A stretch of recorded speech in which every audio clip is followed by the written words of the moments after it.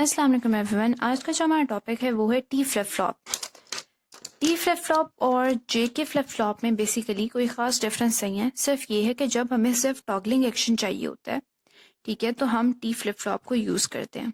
अब इसमें बेसिकली क्या होता है कि आप जो जे और के हैं उनको दो अलग-अलग इनपुट ट्रीट नहीं करते, उन दोनों पे एक ही जगह से इनपुट आ रहा होता है, बेसिकली सेम इनपुट आ रहा होता है। जैसा कि हमने पहले डी फ्लिप फ्लॉप को स्टडी किया था, तो वहाँ पे हमने देखा था कि हम बेसिकली एस आर जो फ्लिप फ्लॉप थे, आपके पास अगर यहाँ पे एस था, आर था और यहाँ पे क्यू और क्यू नॉट था, ठीक है, तो यहाँ पे आप क्या करते थे डी फ्लिप फ्लॉप में, इधर एक नॉट गेट लगा देते थे, तो ऑटोमेटिकली अगर एस की वैल्यू 0 है तो आर 1 हो जाती थी, एस 1 है तो आर 0 हो जाती थी और आपके पास डी फ्लिप फ्लॉप आ जाती थी, ताकि आप नॉट बेसिकली फॉरबिडन स्टेट को अवॉइड कर सकें। तो सिमिलरली यहाँ पे हमने जे के फ्लिप फ्लॉप से टी फ्लिप फ्लॉप बनाई, जैसे हमने डी फ्लिप फ्लॉप बनाई थी एस आर फ्लिप फ्लॉप से। इसमें हमने सिंपली ये किया कि आपने एक ही इनपुट को सप्लाई किया जे और के दोनों में। अब अगर हम जे के फ्लिप फ्लॉप का ट्रुथ टेबल देखें सबसे पहले, तो बेसिकली हम इसमें से कौन सी कंडीशन यूज कर रहे होंगे, ये वाली।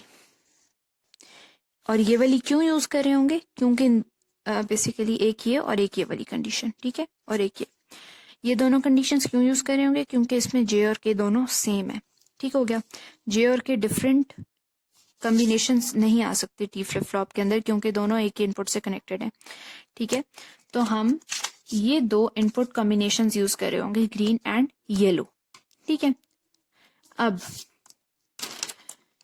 अगर हम इसका ट्रूथ टेबल देखें, जब आपके पास क्लॉक 0 है और टी आपके पास क्या है, बेसिकली ये डोंट केयर है, क्योंकि क्लॉक 0 है तो आपके पास जो है वो प्रीवियस स्टेट ही शो होती है। ठीक है, तो ये मेमोरी स्टेट आ गई आपके पास।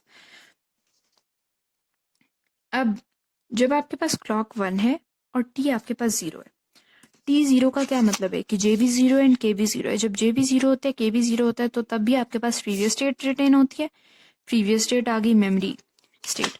ठीक है, जब आपके पास के भी 1 है, जे भी 1 है, तो आपके पास क्या आती है, ये है कॉम्प्लीमेंट, क्यू ऑफ टी का कॉम्प्लीमेंट। ठीक है, तो यहाँ पे आपके पास क्यू ऑफ टी का कॉम्प्लीमेंट आ जाएगा और इसी को हम कहते हैं टॉगल। ठीक है, और यही है हमारी basically main motivation to form the D flip flop, कि हमें जब खाली टॉगलिंग एक्शन चाहिए होता है तो हम दूसरे कॉम्बिनेशंस को अवॉइड कर देते हैं, क्योंकि ये हमें रिक्वायर्ड नहीं है, तो सिंपली हम यूज कर लेते हैं एक ही इनपुट जो कि जे और के में कनेक्ट हो रहा होता है। अच्छा, तो अब ये तो हमारे पास था ट्रुथ टेबल। अब अगर हम यहाँ पे इसका करेक्टरिस्टिक टेबल बनाएं, ठीक है, तो इसमें क्या होगा, यहाँ पे आपके पास टी की डिफरेंट वैल्यूज है एंड क्यू ऑफ टी की वैल्यूज है। हमें पता है कि करेक्टरिस्टिक टेबल में हम जो प्रीवियस स्टेटस को एज एन इनपुट ट्रीट करते हैं। अब अगर आप देखें कि यहाँ पे जब टी आपके पास 0 था, ठीक है, तो आपके पास क्या होना था, प्रीवियस स्टेट रिटेन होनी थी। तो प्रीवियस स्टेट क्या है, 0 है, तो यहाँ पे 0 आ गया। टी 1 था तो प्रीवियस स्टेट का ऑपोजिट रिटेन होना था, 0 है तो यहाँ पे 1 आ गया। टी 0 था तो प्रीवियस स्टेट रिटेन होनी थी, 1 आ गया। एंड टी आपके पास 1 था तो क्या होना था, प्रीवियस स्टेट का ऑपोजिट रिटेन होना था। ठीक हो गया। अब अगर हम इसका एक्साइटेशन टेबल देखें, ठीक है, तो इसमें आपके पास फॉर एग्जांपल 0 0 1 1 एंड 0 1 0 1। ओके, तो जब आपके पास Q of T and Q of T plus 1 दोनों 0 हैं, तो टी क्या है, 0 है। देन आपके पास क्यू ऑफ टी 0 है, क्यू ऑफ टी प्लस 1 1 है, तो आपके पास टी क्या है, 1 है। देन आपके पास Q of T plus 1, sorry, हाँ जी, जब आपके पास दोनों 1 है तो आपके पास ये है, टी आपके पास 0 है, सॉरी 0 है। जब आपके पास क्यू ऑफ टी प्लस 1 है एंड आपके पास क्यू ऑफ टी 1 है, तो आपके पास टी 1 है। ठीक हो गया, 1। ओके, अब अगर हम बेसिकली यहाँ पे क्यू ऑफ टी प्लस 1 की इक्वेशन डिराइव करना चाहें, तो ये मिनटम 1 पे 1 हो रही है और मिनटम 2 पे क्या हो रही है, 1 हो रही है, 1 और 1 एंड 2 पे।